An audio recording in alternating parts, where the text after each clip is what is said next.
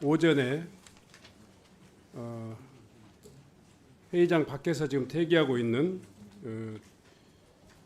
진화위의 황인수 제1조사국장 다시 한번 증언석으로 좀 입장해 주시기 바랍니다.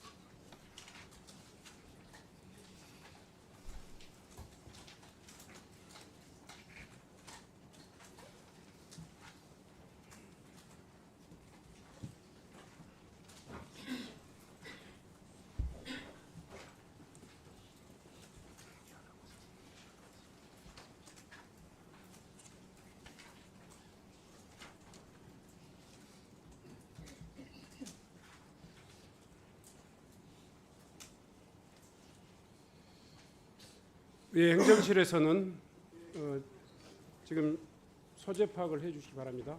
네, 증언석에 서주시기 바랍니다.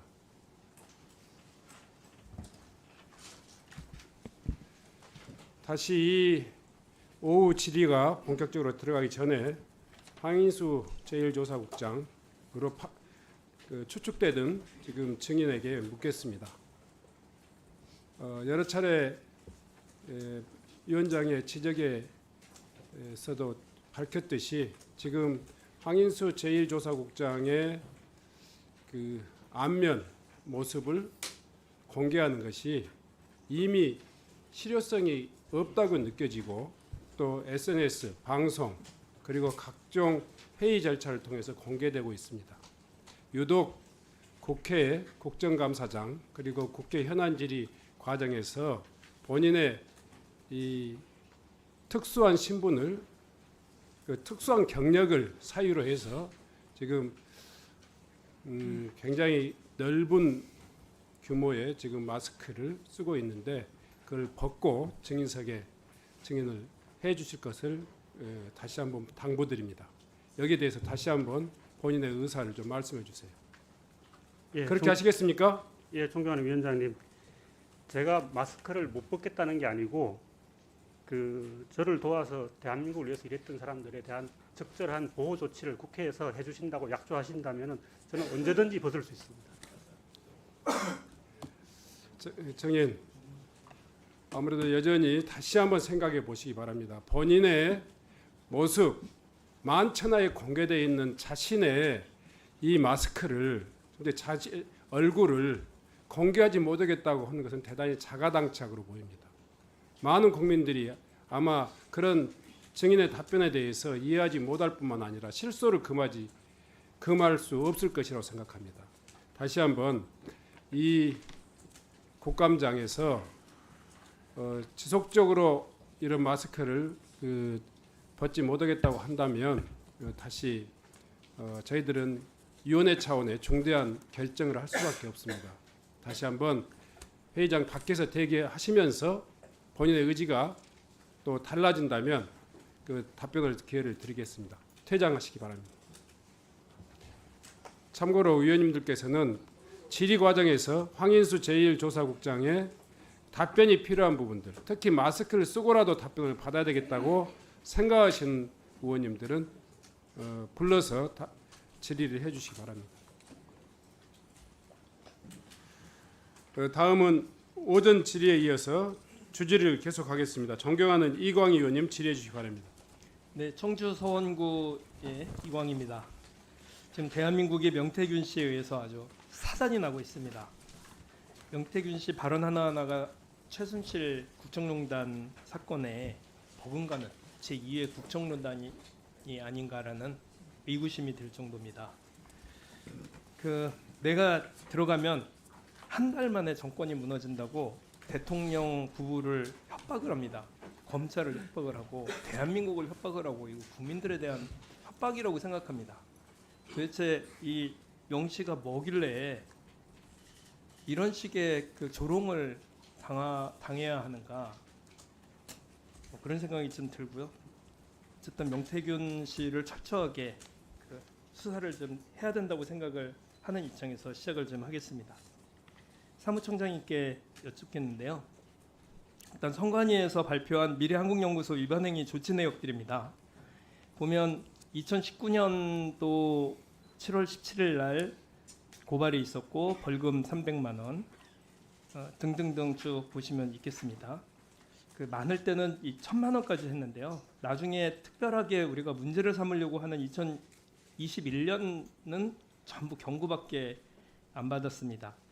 이게 선거 이번 그 여론조사가 선거에 끼치는 영향을 고려할 때 그리고 불법 여론조사로 얻을 이익에 비교해서 대단히 경미한 처벌이라고 생각을 하는데 위원장님 어떻게 생각을 하셨습니까? 지금 이 자세한 내용은 사실은 그 보고받지 못했습니다. 지금 문제는 이 미래한국연구소가 자체 조사를 그렇게 많이 실시한 것 자체인데 비등록 여론조사 기관인데다가 저희한테 신고도 지금 이건 다 신고된 거. 네. 아니, 아예 선관위에서 예 아니 그 그게 이후에 그런 뜻이 아니라 말씀을 계속 예, 드리겠습니다. 제가 네. 생각하기에는 명 씨가 대국민 협박을 하고 대통령 부인에게 그 대통령 부부에게 협박을 하고 하는 이유가 여론조사 들고서 흔드는 것 같은 느낌이 들어서 이런 가벼운 조치 때문에 명 씨가 용기를 내고 결국 국가를 비극에 빠뜨리는 결과가 되지 않았는가 이렇게 좀 생각을 하고요. 앞에 또 보시면 그 전에 있었던 자료들을 그 세부 분석을 한 겁니다. 세부 분석을 해보니 1번부터 창원, 경남 창원 성산이라고 한 7가지 종류가 그 이전 자료에 경남 자료에 고발된 300만 원 나온 그 자료입니다. 이런 식으로 네. 보시면요. 문제가 있었던 건 자체 구축 표본을 그 안에 포함을 시켰다는 것 때문이에요. 그죠? 그런데 그런 식으로 문제를 일으켰습니다. 이거는 분명하게 선관위에서도 지적하고 있는 네. 선거법 위반 사항인데요. 근데 문제는 20대 대통령 선거인 시기 13번에 2020년 3월 12일부터 2022년 4월 21일까지 제일 중요한 PNR의 20대 대선 여론조사가 빠져 있습니다. 여기에 대해서는 전혀 의심하지 않으셨나 봐요.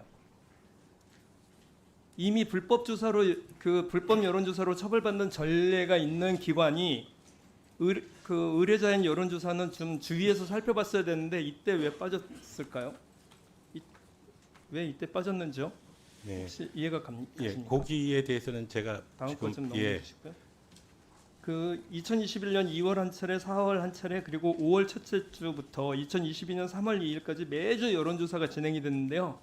7월부터는 명태균이 설립한 시사 경남도 여론조사를 시작합니다. 좀 틀어주세요. 그리고 아까 내가 봤죠. 윤석열 48%, 네네네. 백분율 만들면 네. 이재명 42%. 네. 예. 아마 그래 나올 거거든. 네네. 예. 하여튼 조사 돌리면서 할 때마다 나한테 좀 이야기를 해줘요. 알겠습니다. 작업 다 하고 나한테 얘기하지 말고 우리 수정 또 해야 되니까. 네네. 맨날 윤석열한테 뭐가 얘기해야 돼. 알겠습니다. 네. 그 맨날 윤석열이한테 보고해 줘야 돼. 보고를 계속 했다는 얘기고 윤석열 당시 후보가 알고 있었다는 거를 뜻하는 거죠. 그러면 이런 불법 여론조사를 한 의뢰인이라고 생각을 하는데 그 의뢰인에 대해서는 어떤 처벌을 받습니까? 이게 문제가 됐을 때는. 지금 불법적인 여론조사에 관여한 것이기 때문에 그 행위에 따라서 지금 여론조사 그 불법 여론조사에 기초한 그 처벌을 받게 됩니다. 지금 지금 처벌 규정이 없는 거로 알고 있어요. 저 과태료도 있고 근데 지금 지금 그러니까 왜- 표본 집단이라 왜 여기에 대해서 문제 제기를 하지 않았을까요? 불법 여론조사의 최종 수요자, 실질적 수익자가 이 통화에서 보면 윤석열입니다. 윤석열이한테 보고해야 돼. 자, 다음을 좀 볼까요? 그래서 스픽스 방송 유튜브 방송에 나왔었던 내용을 제가 직접 전달을 받은 내용입니다. 문제가 됐었던 강아무개 씨가 들고 갔다고 명태균 씨가 47건의 여론조사 비용 중 3억 6천만 원을 받기 위해서 정산 내역서를 챙겨서 김건희 윤석열 부부를 만나러 갔다고 한 그 내용입니다. 그런데 요거는 강혜경 씨가 작성하고 명태균 씨가 들고 간 것으로 파악이 되는데요. 정확하게 3억 7천 520만 원인데요. 이게 공교롭게도 앞서 이상식 의원이 처음에 말씀했었던 명태균 씨의 찬합 액수 3억 8,500만 원과 비슷합니다. 액수 자체가. 이거를 비슷하다는 것만으로도 의심을 살 수 있을 만하죠. 이게 그 언론 보도에 따르면 국민의힘 대선 회계 보고서에는 심지어는 이렇게 여론조사를 한 내용이 빠져 있습니다. 여기에 대해서 어떻게 이 누락할 경우 어떻게 돼야 되나요? 정치자금법 위반 아닌가요? 다시 하나만 더 보여주세요. 자, 영상 좀 같이 보시죠. 돈을 3억 6천만 원의 여론조사 비용을 주세요라고 갔는데 실제 돈은 오지 않았지만 결과물이 공천 온 거예요. 결과물은 의창군 보궐선거 공천 네. 이 사람으로 하면 내가 당선되게 해줄게 이랬다는 거예요? 제가 결론적으로 봤을 때는 일단은 그 여론조사 비용 네. 대가가 김영선의 공천인 거예요. 어머. 보셨죠? 이 3억 7천만 원의 비용 대신에 창원 의창의 공천을 받아왔다는 그런 그 얘기입니다. 방송에서. 그러면 저는 안타까운 게 이거예요. 여심이가 대략 1년 동안 47차례나 계속되는 여론조사를 제대로만 살펴봤더라도 이런 일이 생길 수 있을까? 이런 식의 여론 왜곡이 김건희 대통령 공동정부라는 국가적 비극이 일어난 단초라고 생각을 합니다. 김건희가 제대로 못했기 때문에 이런 일이 생겼다고 생각을 해요. 국가가 조롱받고 대통령 부부가 조롱이 받는 이런 상황에 대해서 그분이 무슨 여론조사 사업자인지 뭔지 모르지만 이런 일에 대해서 저는 그 선관위에서도 책임이 있다고 저는 생각을 합니다. 이에 대해서 뭐 도덕적이든 정치적이든 책임을 지셔야 된다고 생각하지 않습니다. 네, 의원님 말씀이 공감하는 부분이 많습니다. 다만 자체 조사라든지 하면 미신고를 하기 때문에 그와 같은 불법적인 여론조사가 이제 이루어진다 이런 부분을 저희들이 확인하기가 어렵습니다.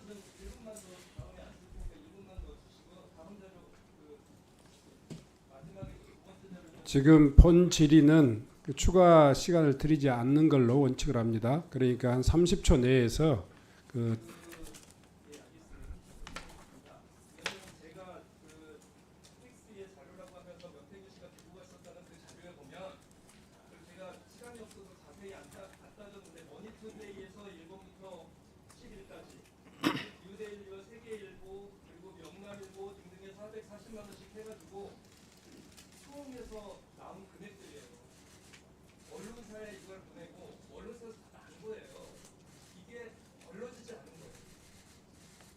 성관위에서 이게 전혀 걸러지지 않았다는 게 이게 문제가 된 거예요.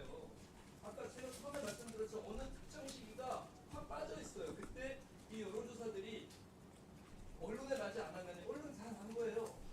그거를 제가 보여드렸습니다. 네. 그러면 선관위에서 이런 것에 대해서 눈 감고 있었다는 거밖에 안 되는 거 아니겠어요? 네. 여기에 대해서 정치적인 책임이든 뭐든 지셔야 되는 거예요. 예, 앞으로 조금 더 신경 쓰도록 하겠습니다. 자, 총장님, 네. 그 이광희 의원님 그리고 오전에 질문 과정에서 선관위로부터 경고 내지는 벌금 조치를 받은 그 내역들에 대한 답변을 하시면서 총장님께서 여러 차례 미신고된 여론조사이기 때문에 우리가 알 수 없었다라는 말이 계속 포함돼서 네. 나온단 말이에요. 예, 사실상 그렇다는 점. 자, 예. 사실상 그렇다는 것하고 실제 그렇다는 것하고 지금 그래 애매히 섞지 마시고요. 지금 이광희 의원님이 지적하고 있는 그 여론조사 사례 그 건과 오전에 선관위가 불법 내지는 적발 단속에서 조치한 그 여론조사 사례 이것이 미신고 여부를 확인해 주십시오. 선관위에서 확인할 수 있겠죠. 지금 그 뭐 저 날짜만 보면 충분히 나와 있으니까. 네. 네, 지금 선관위 뒤에 계시는 그 이 사무처 선관위에 계시는 분들이 확인해서 가장 빠른 시일 내에 이 위원회에 제출해 주시기 바랍니다. 예, 의사진행 발언입니까? 예, 아니 의사 좋겠는데요. 그 조사 일국장이 언론에 노출이 되면 그런 이유로 상임위에서 발언을 못 하겠다고 하지 않았습니까? 근데 이게 이 말장난에 불과한 게 제가 지금 사진 8장이 있습니다. 의사진행 발언에서 이걸 송출을 할 수 없어서 그러는데 여기 나가면 바로 마스크를 벗습니다. 이 국회 안에 얼마나 많은 기자들이 있고 직원들이 있습니까? 근데 나가면 마스크를 벗고 기자들 다 있는데 이 상임위장 안에서만 지금 묻겠다는 거예요. 이 사진들을 쭉 보시면 다 찍어왔습니다. 마스크 벗고 있는 모습을. 네. 그래서 이건 위원장님께서 이 지금 뭐 밖에서 들어오고 이렇게 했는데 정말 진화위에 대해서는 이 오늘 이 의사 진행을 하면서 이 아무튼 최대한 할 수 있는 조치들을 해 주셔야 된다는 말씀을 드립니다. 이사님. 네. 예, 존경하는 잠깐만요. 저 답변에 대해서 한병도 의원님께서 발언해 주신 바와 같이 진화의 조사 1국장은 본인이 근무하는 진화의 사무실이든 아니면 본인이 주관하는 그런 회의 장소에서든 그리고 사회 활동도 심지어는 다 공개된 활동을 하고 있습니다. 방금 전에 그 제시해 주신 그런 이 사진을 통해서도 확인할 수 있듯이 지금 유독 이 공간에서만 마스크를 벗을 수 없다고 하는 그런 기이한 행태죠. 일반 국민들이 상상하기 힘든 자기 논리죠. 그게 지금 국가기관 그리고 중요한 진실 화해, 은폐된 진실을 찾아내는 국가기관에서 지금 벌어지고 있다 하는 것이 정말 개탄스럽습니다. 지속적으로 다시 한번 기회를 주는 것은 현행 법에 있어 조치의 수단이 그렇게 많지 않기 때문에 다시 한번 묻고 묻는 겁니다. 그런데 끝까지 그런 조치가 합리적으로 해결되지 않을 경우에는 우리 위원회 차원에서 함께 또 해결 방안을 위원회 결의로서 또 찾아볼 수 있도록 그렇게 하겠습니다. 네, 서울 강동을의 이해식 의원입니다. 중앙선관리 사무총장님께 질의하겠습니다. 총장님께서 뭐 불편하실 테니까 일일이 뭐 답변은 안 하셔도 좋긴 좋을 것 같습니다. 네, 한번 쭉 들어보세요. 지난 오전 질의에서 사무총장께서 26차례 비공식적으로 대통령께 제공된 여론조사 그것이 윤석열 대통령이 의뢰한 것은 아니지 않느냐 그와 관련된 사실관계는 확실하지 않은 거 아니냐 뭐 그런 말씀을 주셨는데 어떻든 윤석열 대통령이 이 명태균에게 선거 여론조사를 의뢰하지 않았다 하더라도 26차례나 그렇게 반복적으로 선거 시기에 보고를 받았다라고 하는 것은 그게 3억 6천만 원에 달한다고 하는데 명백하게 그것은 그 경제적 이득을 받은 것이기 때문에 정치자금법 위반인 것이죠. 그렇죠? 그리고 명태균은 역시 그것을 불법적으로 기부한 것이기 때문에 이것도 역시 정치자금법 위반입니다. 그리고 여론조사를 선거에 활용한 윤석열 대통령은 이와 관련된 수입과 지출은 아주 투명하게 관리돼야 되고 또 선관위에 보고를 해야 되는데 그러지 못했죠. 그게 선거법 위반인 것이죠. 그리고 이렇게 회계에 반영되지 않은 여론조사의 비용으로 인해서 선거 비용 제한액이 초과됐다고 하면 그것은 당선 무효에 해당할 수 있죠. 그리고 명태균은 윤석열 대통령과 김건희 여사와의 관계를 전제로 해서 김영선 전 의원의 공천을 받았다고 했는데 그 대가로 김영선 의원이 이 속칭 그 세비 반띵을 했단 말이에요. 명태균이가 그렇게 요구를 했고 평생 가족을 먹여 살려라 이렇게 했는데 이것은 형법상 공갈죄, 강요죄가 명태균에게 적용되는 거죠. 그리고 명태균이 윤석열 대통령에게 여론조사 비용 대신에 공천이라고 하는 정치적 대가를 받은 것은 그것이 본인의 공천이 아니었기 때문에 김영선 전 의원의 공천이었기 때문에 제3자의 이익을 위해서 여론조사라고 하는 뇌물을 윤석열 대통령에게 제공한 것이 돼서 명태균은 제3자 뇌물죄를 범한 게 되는 거죠. 그리고 김영선 전 의원은 공천의 대가로 매월 550만 원을 세비 반띵을 해서 명태균에게 실제로 줬어요. 강혜경 씨는 증거자료가 다 있다고 하니까요.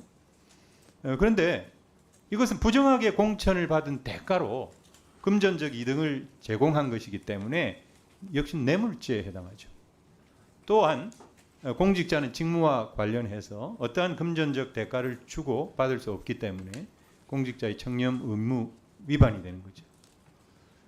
종합하면은 윤석열 대통령은 대통령이라고 하는 정치적인 영향력을 이용해서 공천이라고 하는 대가를 제공함으로써 정치자금법, 공직선거법을 위반했고 직권남용죄가 성립이 되죠.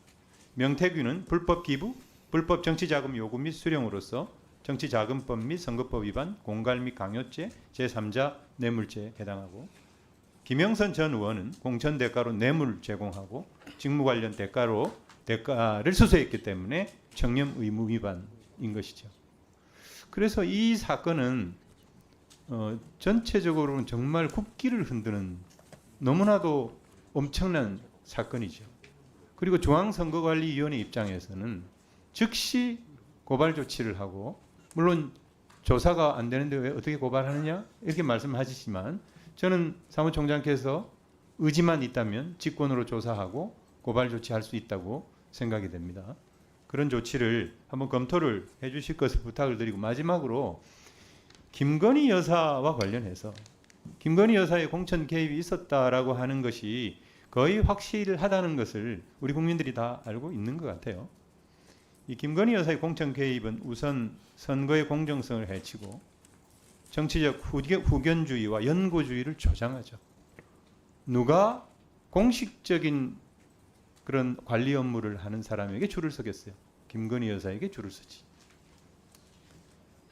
그리고 두 번째로 객관적이고 공정한 공천 관리를 통해서 경쟁력 있는 후보 선발을 추구하는 정당의 공천 관리를, 그 공천 관리 업무를 방해한 것이죠.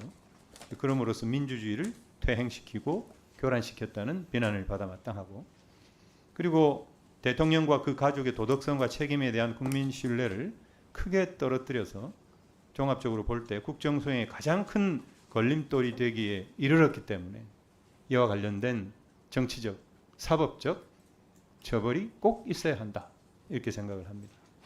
그래서 우리 총장님께서 아까 답변을 굉장히 곤혹스러워 하셨는데, 이런 어떤 처벌 여부와는 별개로 하고 이런 선거라고 하는 민주주의의 어떤 근간인 이런 선거 제도를 뒤흔드는 이런 불법적인 행태에 대해서 어떻게 생각하세요?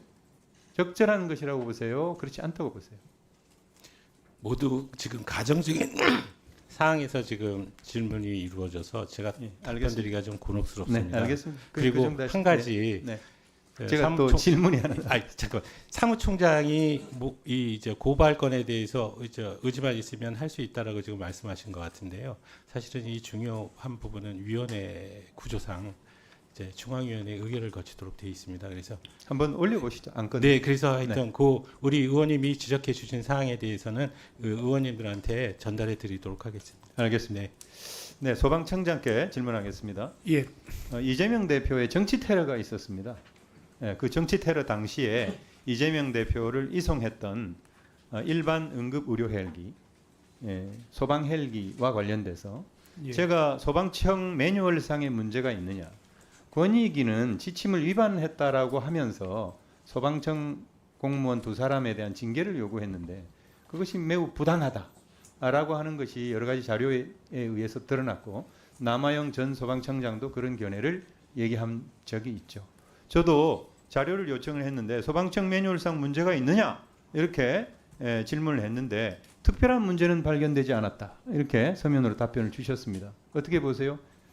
국민권익위원회에 두 소방공무원에 대한 징계 요구 합당하다고 보세요? 그렇지 않다고 보세요? 그 자료 저희들이 그 의사에 그 요청이 있었고, 그리고 그날에 이제 헬기가 저희들이 뜨는 조건들이 있습니다. 뭐 시계가 어떻고 또 구름이 운구가 어떻고 해가지고 확보가 되고 바람이 많이 불고 헬기를 뜰 수 있는 조건이면은 저희들이 그 소방 헬기를 그 전원에, 그러니까 병원 간의 이송에 이렇게 활용하는 것이 소방청의 일반적인 사항이다. 그렇게 봤을 때 지난번에 그 남아영 청장께서도 같은 뜻 맥락으로 답변을 한 것을 알고 있고요. 그렇다고 보면은 그렇고 이제 5번에 그 건의기에서 5번에 그 징계하는 부분하고 그 제도 개선하는 부분 두 가지가 저희들이 통보가 왔습니다. 그 부분에 대해서는 그 매뉴얼이나 이런 부분들 닥터 헬기에 있는 내용을 내용 부분이 좀 우리 헬기 있는 거 약간 다른 부분이 있는데요. 그 부분은 우리가 범부처 헬기에 그 내용을 포함할지 말지는 지금 의견을 수렴하고 있고요.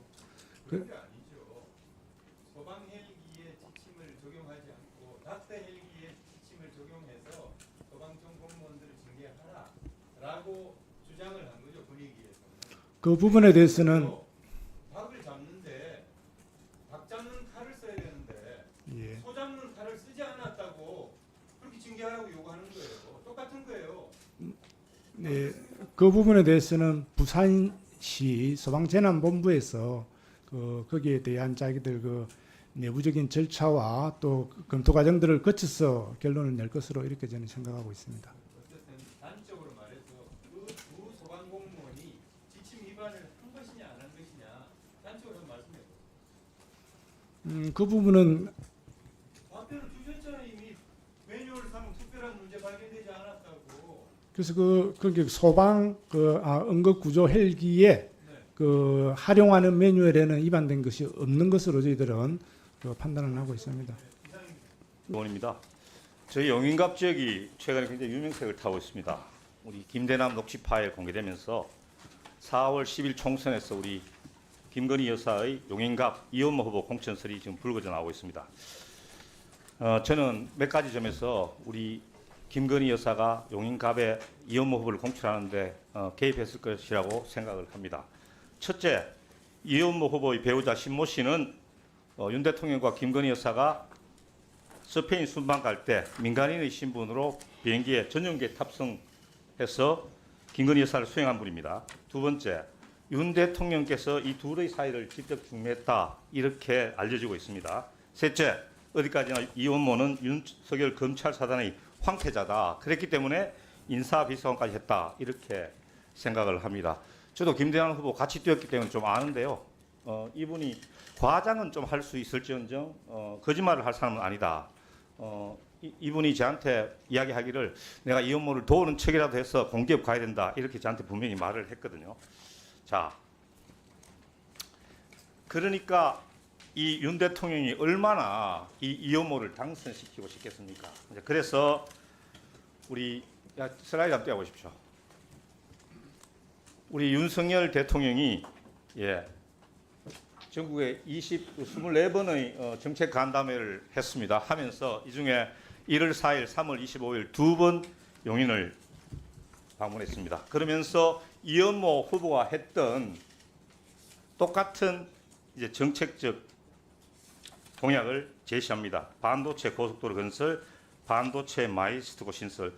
이 윤석열 대통령이 이현모 후보의 공약을 그대로 되풀이해서 이야기를 하거든요. 자, 그런데 저는 이 과정에서 윤석열 대통령의 선거 개입이 심각하다 이렇게 생각을 합니다. 우리 노무현 대통령께서는 말 한마디 잘못하셔가지고 탄핵 소추까지 당하셨습니다. 그런데 윤석열 대통령은 24회에 걸쳐 민생 토론회라는 명목으로 전국을 순회하면서 집권 여당의 공약 내용을 약속하고 여당 후보의 공약을 되풀이해서 확인해줬다. 저는 이게 우리 노무현 대통령은 일회성으로 말을 실수한 것이라고 생각하지만은 윤 대통령은 계획적, 반복적으로 선거법을 위반한 혐의가 있다. 그래서 다른 지역도 다시 한번 들어주세요. 토론회 개최 지역도 보면 절대로 유리하거나 절대로 불리한 지역 가지 않습니다. 경북 같은 데 안 가고 전북 같은 데 안 가고요. 자, 저렇게 합니다. 그래서 꼭 당선시켜주고 싶은 이현모 후보가 있는 지역에는 두 번 왔다. 이것은 뭐냐? 다분히 선거를 위한 목적, 선거법에서 가장 중요하게 생각하는 게 뭡니까? 목적 아닙니까? 목적. 그래서 저는 윤석열 대통령의 선거법 위반 혐의가 다분하다 이렇게 생각을 합니다. 우리 선관위원장께서 계속 가정을 해서 질문을 하지 마라 이렇게 말씀하시기 때문에 저는 지금 있는 사실로 질문을 하겠습니다. 총장님, 네. 저희 우리 지역에서 선거를 할 때도 저도 선거를 몇 번 했는데 우리가 뭘 잘못하고 하면은 지역 선관위에서 불러가지고 지도를 하고 계도를 합니다, 그죠? 그런데 왜 우리 중앙선관위에서는 대통령께서 이렇게 잘못된 나중에 시비거리가 있을 수도 있는 이런 선거법 위반의 우려가 있는 이런 행동을 하시는데 왜 선관위에서는 그때 아무 제지도 하지 않고 그냥 방관했습니까? 그 국선 앞두고 저희한테 그 부분 대통령 민생 토론회에 대한 질의를 하신 것으로 제가 알고 있습니다. 그때 같은 것은 같게 다른 것은 다르게라는 주제에서 대통령이 이 민생 토론회와 관련한 활동에 대해서 제가 말씀을 드렸고요. 어떤 말씀을 드렸습니까? 기본적인 업무 활동 범위에 있으면 자, 총장님, 지금 총장님 계신 선관위는 헌법기관입니다. 네. 그래서 헌법기관은 권위가 있고 독립성이 있기 때문에 그를 말을 할 수 있는 자격이 있고 자신감이 있습니다. 이거 경찰이 결국 이첩했잖아요.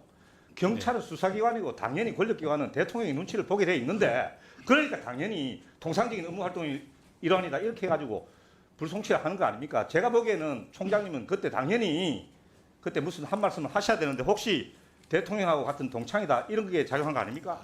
절대 아닙니다. 알겠습니다. 네. 예. 자, 또 다른 문제가 있습니다. 이현모 후보 2022년 대통령 비서관 재직 시에 446억 원 재산 신고했습니다. 그런데 22대 총선 후보자 재산 신고에는 60억이 감소했어요. 그 주된 이유는 뭐냐? 자생바이오라는 신모 씨가 가진 주식 4만 주가 없어졌다. 근데 문제는 뭐냐 하면은 이 배우자가 자생한방병원을 들어보셨죠, 총장님?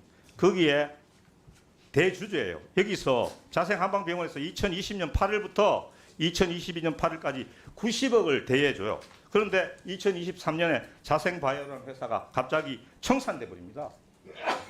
그래서 4만 주가 사라졌어요. 4만 주가 주식은 평가액이고 실제로 사라진 돈은 자생한방병원에서 빌려준 90억 원이거든요. 우리 총장님 이런 거 우리 재산 신고 받을 때 이런 거 심사 안 하십니까? 이 내용에 대해서는 제가 아는 바가 없습니다. 확인해 보십시오. 네. 확인 일단 해보시고 자 자생바이오 90억 현금이 어딘가 다 쓰져버리고 회사가 빈깡통으로 됐다. 저는 자생바이오가 비자금을 만들기 위한 유령 회사라고 저는 추정합니다. 그런데 이게 인터넷에서도 찾아볼 수 있는 조그만 회사인데 이런 회사에 90억이나 대여해주고 2년 새 90억이 사라져버렸어요. 그 용처가 저는 매우 궁금하다, 총장님. 저는요 선거법 위반으로 지금 이제 기소가 된 상태인데 현금 1억 5천을 4년 동안 썼다 이걸로 수사기관에서 세게 추궁을 받았는데 이거는 확인을 해보시면 2년 동안에 90억이 만약에 사라졌다. 저는 확인을 전제로 이야기하는 겁니다. 이거는 어떻게 생각하십니까? 용처가 어디겠습니까? 자생한방병원은 윤 대통령의 고액 후원자로 유명하다. 그래서 지금 자생한방병원에 뭐 특혜를 줬니 마냐 이런 언론 보도도 있습니다. 그리고 배우자 신모 씨는 김건희 여사와 친분이 각별하다. 윤 대통령이 이현모하고 신모 씨를 중매할 정도로 또 그런 사이다. 그리고 김대남은 굉장히 설득력 있게 이현모를 용인갑에 전략 공천한다. 이렇게 이야기하고 있으면 이게 뭐 논리적으로 3단 논법을 따지지 않더라도 이 돈의 용처가 어딘지 저는 조심스럽지만 이현모 후보의 용인갑 공천과 관련이 있을 수도 있다. 저는 이렇게 생각합니다. 이렇게 의심할 수 있지 않겠습니까? 일반 국민 같으면 이 정도 되는 정황이 있고 상관관계가 있다고 보여지면 총장님 이거 한번 이 선거 작업에 대해서 조사는 할 수 있잖아요. 네. 조사하시겠습니까? 이미 조사가 끝난 것으로 저는 알고 있는데요.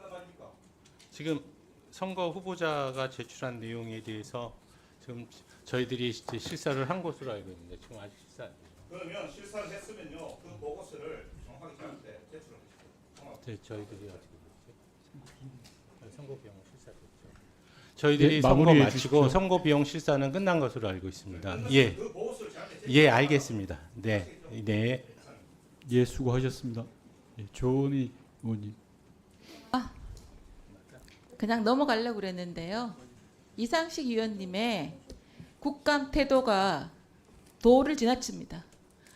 어제 이상식 의원님 저한테 5시에 전화 오셔가지고 증인 철회해달라고 저한테 사정하셨습니다. 제가 동의해드렸습니다. 본인을 수사한 경찰서 서장과 실무자들을 증인 채택하셨습니다. 조은희 간사님 말씀 중에 죄송한데 위원장한테 네, 의사진행 위원장님. 국민적 비난을 받자 하루 만에 철회하셨습니다. 근데 지금 오늘 본인과 경쟁한 이현모 후보 물론 떨어졌죠. 후보와 지금 모의 음해를 하고 있습니다. 국감장을 이용해서 위원장님 대통령과의 용부인과의 관계 친밀감 그리고 90억 어디 갔냐고 지금 기관 증인한테 보복성 질문을 하고 있습니다. 그리고 오늘 김대남 지금 후보 동인명령서 불출석한 한 사람 중에 김대남 씨를 야당은 동행명령서 안 했습니다. 그리고 그 김대남 씨가 말했다고 자기가 폭로하려고 한다 그러면서 유리한 증언을 해주는 사람이니까 동행명령서를 지금 채택 안 한 것을 지금 증명해주는 듯한 발언을 하고 있습니다.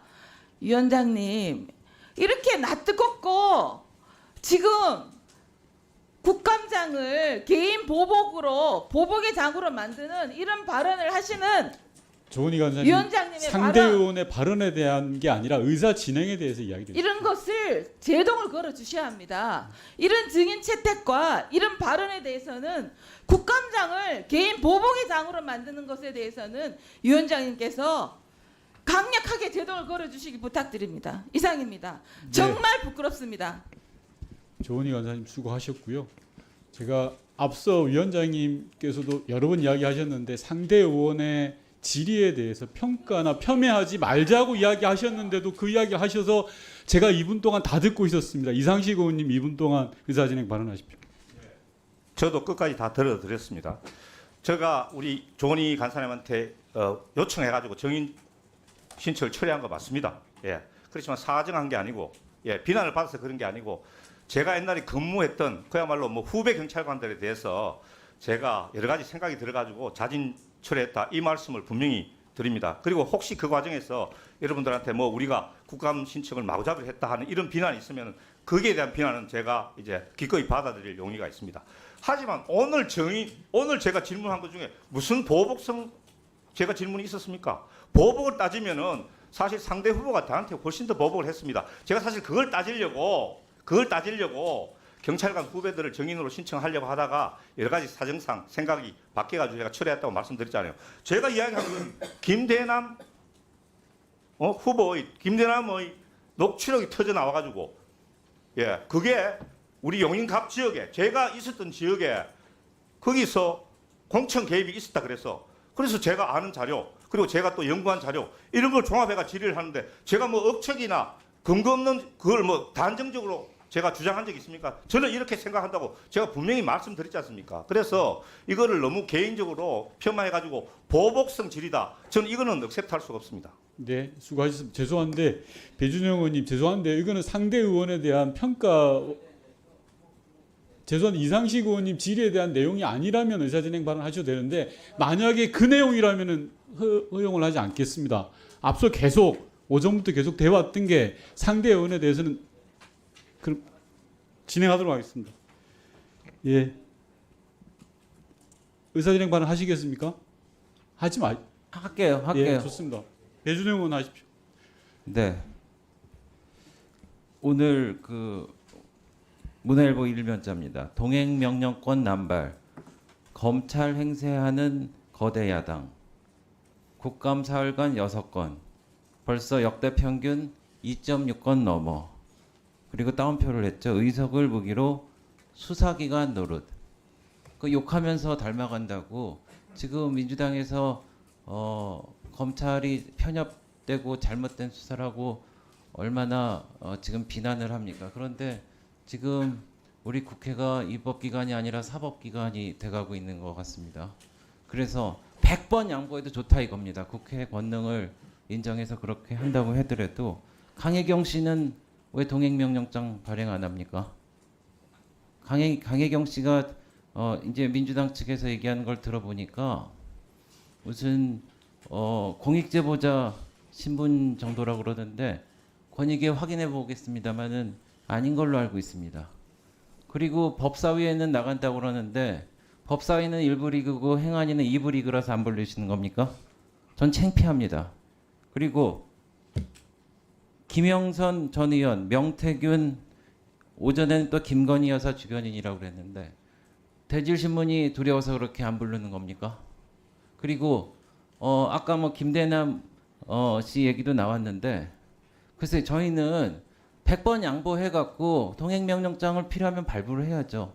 그렇지만은 재판은 공정하거나 적어도 공정해 보여야 된다는 원칙이 있다는 마찬가지로 우리 행안위에서도 어떤 결정을 하려고 그러면은 동행명령장을 발급하려고 그래도 공평하게 국민들에게 보이게 해야지 왜 권위가 서고 우리 행안위가 제대로 이 국감을 해야 된다고 보이지 않겠습니까, 위원장님? 네, 수고하셨습니다. 혹시 민주당에서 의사진행 발언하실 분 계십니까? 안 계십니까? 예, 배준영 의원님께서 위원장한테 이야기하셨으니까 제가 짧게 이야기하겠습니다. 앞서 오전에 동행명령과 관련해서 여야 각각 세 분씩 이야기를 하셨던 거고, 그리고 명태균 씨에 대해서는 그 표현에 대해서 정리를 이미 하기로 한 사안입니다. 배준영 의원님 늦게 오셔가지고 그 상황을 잘 몰라서 그러실 것 같은데, 예, 그렇다는 사실 좀 정리를 하고요. 동행명령 발부와 관련해서 이러저러한 오전에 논란이 있었고 그 부분은 다 충분히 토론된 것이기 때문에 이 정도로 하고 넘어가도록 하겠습니다. 충분히 저도 할 이야기 많이 있습니다만 이 정도로 하고 넘어가도록 하겠습니다. 원활한 회의 진행을 위해서 넘어가도록 하겠습니다. 예, 뭐 강혜경 씨 같은 경우 제가 이 자리에서 설명할 이유도 없고요. 설명을 하면 회의가 더 길어지고 논란만 벌어질 것 같습니다. 그래서 동행명령은 오전에 이야기가 나왔던 거고, 그리고 다시 한번 말씀드립니다. 동료 의원의 발언과 질의에 대해서는 폄하하거나 평가하지 않았으면 좋겠습니다. 총괄적으로 자기 발언 시간에 이야기하는 건 얼마든지 하실 수 있습니다만 의사진행 발언을 핑계로 그렇게 하지는 않았으면 좋겠습니다. 진행하도록 하겠습니다.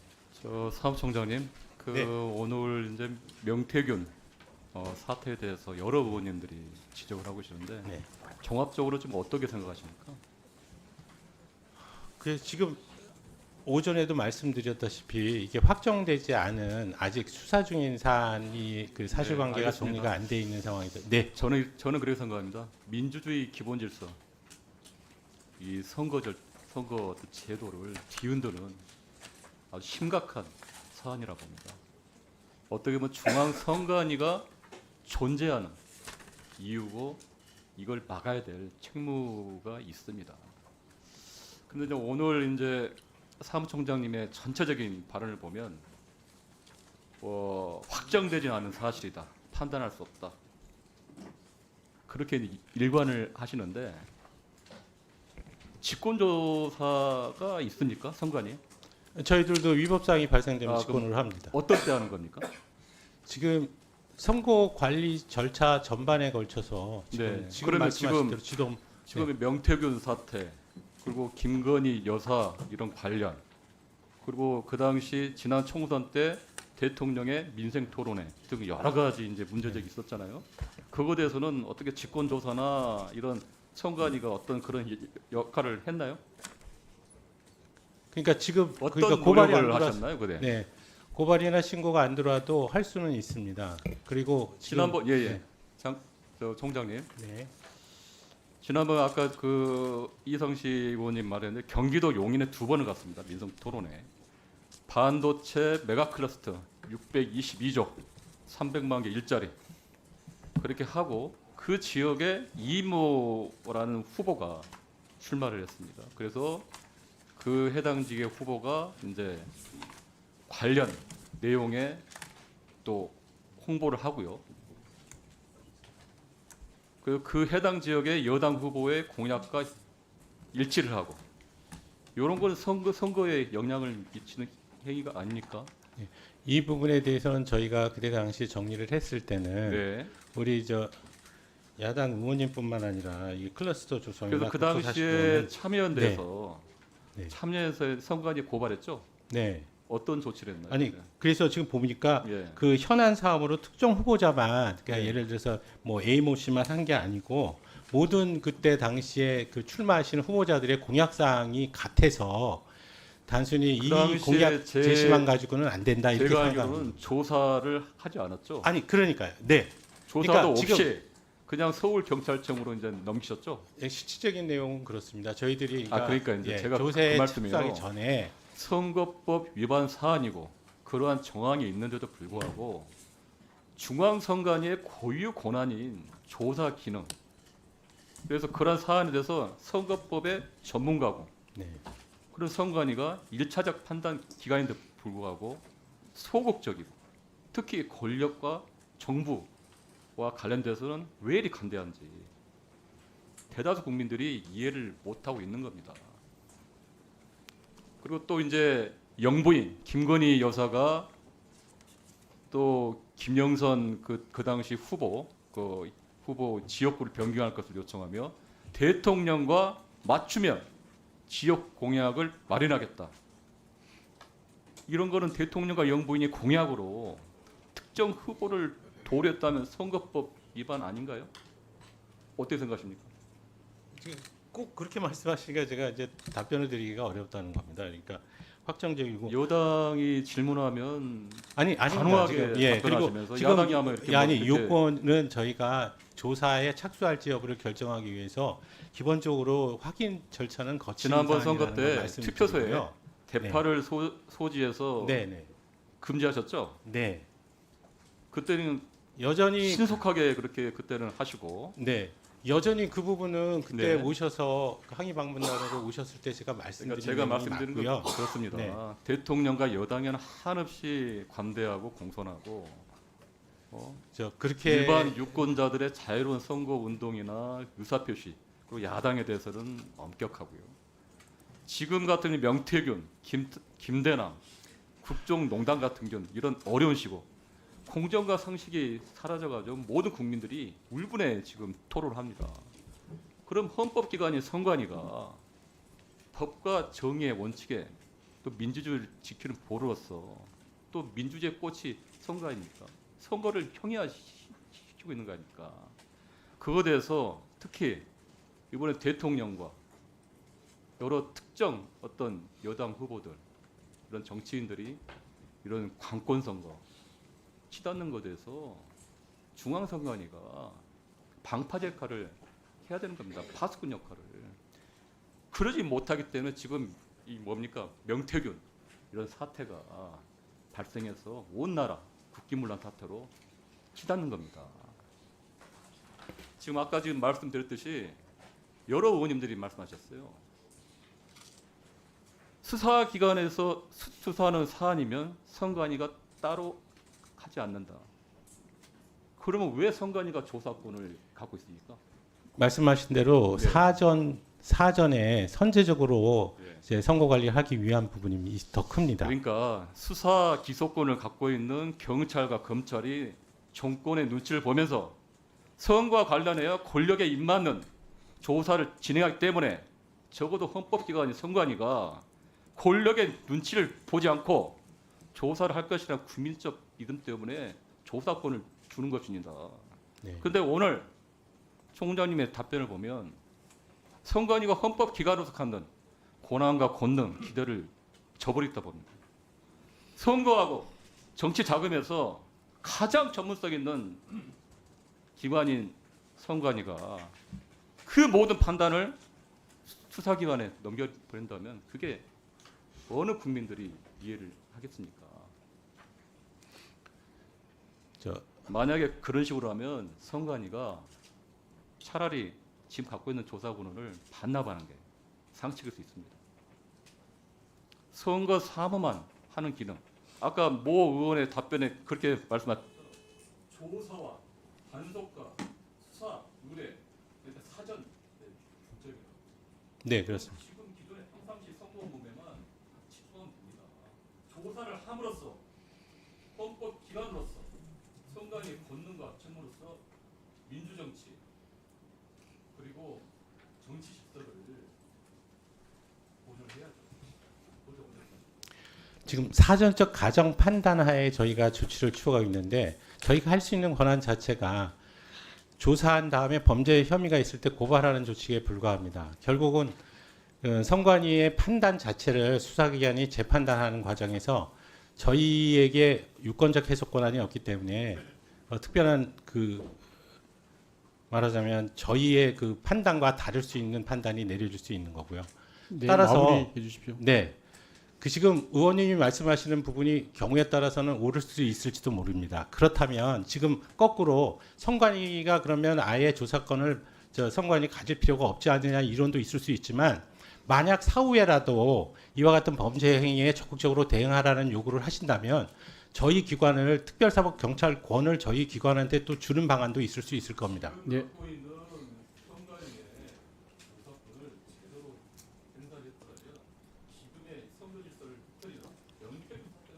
네, 마무리해 주십시오. 네, 알겠습니다. 네, 최현일 의원님 수고하셨습니다. 다음은 용해인 의원님 질의해 주십시오. 네, 시간 멈춰주시고 성우선 중구본부장님 앞으로 나와서 증언대에서 좀 대기해 주시겠어요? 네, 운영지원과장님.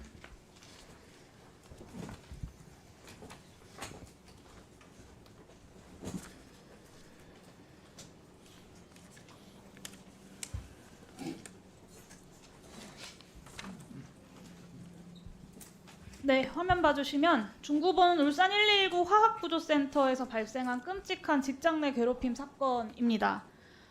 피해자가 올해 1월 초에 울산센터로 파견을 온 다음에 울산센터장 직무대리를 맡고 있는 가해자로부터 지속적인 폭언과 모욕, 폭행과 성추행에 시달렸습니다.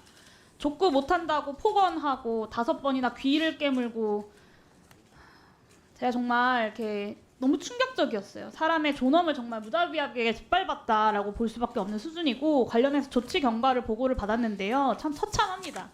보시면 피해자가 경찰에 9월 6일에 고소를 하고 그날 가해자가 4박 5일 해외여행을 나갔어요. 그리고 그 사이에 이루어진 조치는 고작 부서 이동뿐이었습니다.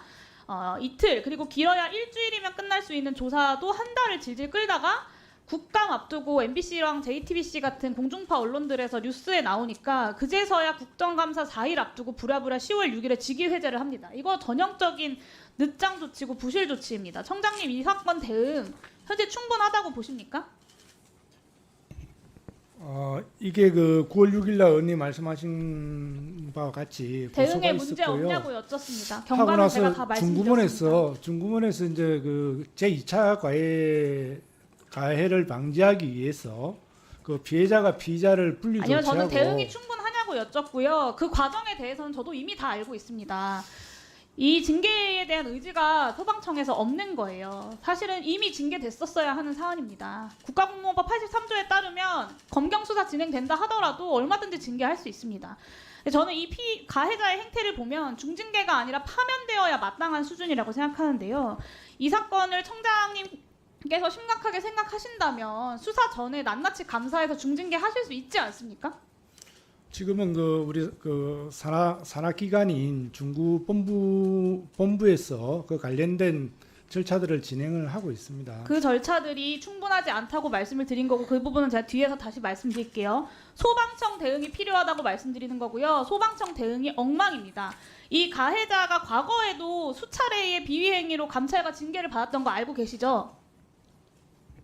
저는 오늘 모르셨습니까? 이 가해자에 의해서 괴롭힘을 당한 피해자가 수년간 그 피해자 이거 한 명이 아닌 것도 보고 받으셨습니까? 이 건이 불거지고 나서 관련된 그 피해자가 한 4명 정도 된다라고 보고를 받았습니다. 네, 제가 파악한 것만 6명이 넘습니다. 귓깨물기, 외모비하, 가족비하, 폭언과 폭행, 뭐 회식 자리에서 머리에 이제 술을 붓는 행위도 하고요. 어떤 직원은 폭행을 당해서 진단서를 잔뜩 끊어오기도 했습니다. 제가 파악한 피해자만 이 보도된 피해자 포함해서 6명이 넘어요. 그러니까 소방청에서는 피해 규모조차 제대로 파악을 못하고 있는 거예요. 제가 시간 관계상 이 자리에서 틀지는 못하지만 다른 피해자가 이 가해자한테 제발 그만해달라고 애원하는, 정말 들을 수가 없는 그런 녹취도 있어요. 그리고 어떤 분은요, 족구로 너무 괴롭히니까 한 회에 5만 원씩 내고 족구 개인 레슨을 받았다고 합니다. 청장님, 족구 못하면 소방 활동 못합니까? 소방청은 이제 3대 중점 비위에 대해서는 소방관이 자격이나 훈련 때문도 아니고 취미 생활도 아닌데 괴롭힘 당하기 싫어서 족구를 과외 받았다는 게, 그런 현실이 말이 된다고 생각하십니까? 그런 것을 포함해서 소방청은 그 3대 중점 비위에 대해서 엄중하게 처벌할 것이고요. 엄중하게 처벌하지 않고 있다고 말씀드리는 거고요. 이 건에 중구본부장님, 대해서는 사태가 이 지경인 거 모르셨습니까? 영남 119 특수구조 대장까지 역임하셨었잖아요. 네, 이 가해자가 그 권역에서 계속 근무하고 있었고요. 모르셨습니까? 저 9월 6일 고발 전까지 모르셨다는 예, 얘기죠? 몰랐습니다. 네, 한 명이 아니라 다수의 피해자에게 위계를 이용해서 수년간 상습적으로 발생했던 소방청 내의 직장 내 괴롭힘 사건입니다. 중구본 영남대 울산본부 화학센터에서 이 사태를 묵인해왔던 간부들, 그리고 이 폐쇄적 문화를 방치했던 소방청 탓이 저는 매우 크다고 보고요. 이거 소방청이 특별감찰, 복무감사 해야 하는 사안입니다. 피해자의 어떤 규모 파악조차 제대로 안 돼 있지 않습니까?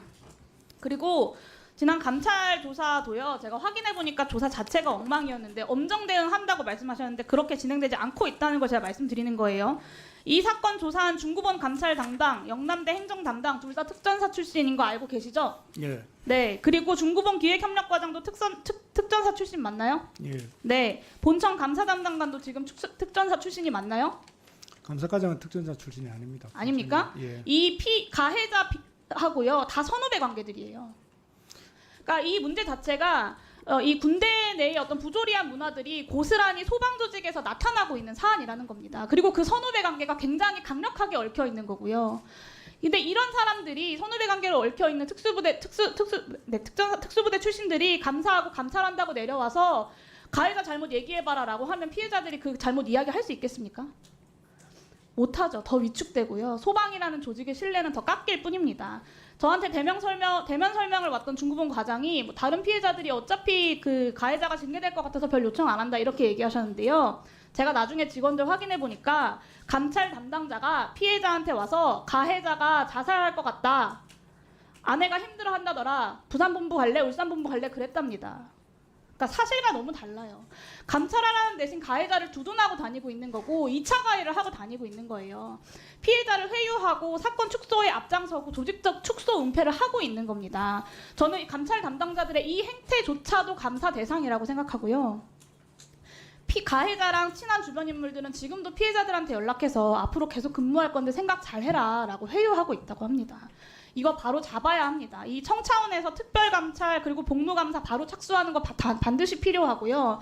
이거 감사팀 구성할 때 특수부대 그 선후배 출신들 배제하고 객관적이고 중립적인 인사로 감사팀 꾸려야 합니다. 그렇게 하시겠습니까? 의원님 존중해 주신 말씀은 제가 충분하게 이해를 잘 했고요. 지금 현재 이 건에 대해서는 중구본의 감사 기능을 가지고 있고 자기들 감찰 기능을 가지고 있습니다. 감사 기능을 하고 있는데 그게 그래서, 다 선후배 출신으로 연결되어 있고 2차 가해가 벌어지고 있으니 본청에서 제대로 맡아서 하시라는 겁니다. 그래서 그 부분에 대해서 진행 과정을 저희들도 유심히 지금 꼼꼼히 들여다보겠습니다. 유심히가 너무 늦었다고요. 올해 초에 근무하고 있는 사람이 지금 9월에 신고를 했고 벌써 2달이 지나지 않았습니까? 좀 전에 의원님 말씀하시는 그런 부분이 있는지 꼼꼼히 살펴보고 저희들이 조금이라도 부족한 부분이 있으면 소방청 차원에서 강력하게 처벌하도록 하겠습니다. 청장님이 엄정 대응과 발본색원의 원칙을 세우고 그것을 현장에까지 그 의지를 내려보내야 이런 문제도 뿌리가 뽑히는 거라고 생각합니다. 그런데 청장님이 오늘 국정감사 자리에서도 이렇게 미적지근하게 나오니까 유야무야 경찰 수사 결과 나올 때까지 버티고 유야무야 버티다 보면 어떻게든 넘어가겠지라는 방식으로 이 조직 문화들이 계속 이어지고 있는 겁니다. 그래서 청장님 영일회라고 들어보셨나요? 아니요, 오늘 처음 듣습니다. 본부장님 들어보셨나요? 영일회? 못 들어봤습니다. 이게요 소방 중구본 영남대 중심으로 가해자 포함해서 특수부대 출신들끼리 모인 사모임입니다. 이게 무슨 줄임말이냐면요 영남 일진회의 줄임말이에요. 본부장님 아예 영남 특수부대상 하셨잖아요. 저도 아는데 이거 모르십니까? 예. 자, 이게 집단으로 무리지어서 힘을 과시하고 위계 이용해서 동료들 부하들 때리고 괴롭히고 묵인하고 그게 바로 일진이죠. 소방 내에 대놓고 이런 자, 정리해 주시기 바랍니다. 하고 있는 겁니다. 아마 이런 사건들 말도 못하게 많았을 거고요.